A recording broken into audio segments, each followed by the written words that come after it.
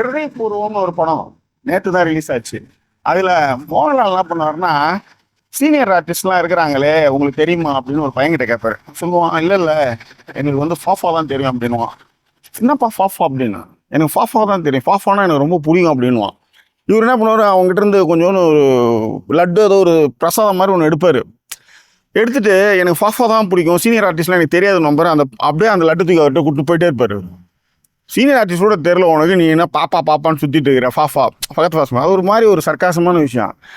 அதனால விட்டு சாவணியான்னு தெரில, படம் ஒன்றுமே இல்லை. சரி, அது என்ன எப்படி இல்லை ஏது இல்லைன்றதை கொஞ்சம் விரிவாக பார்க்க போகிறோம்.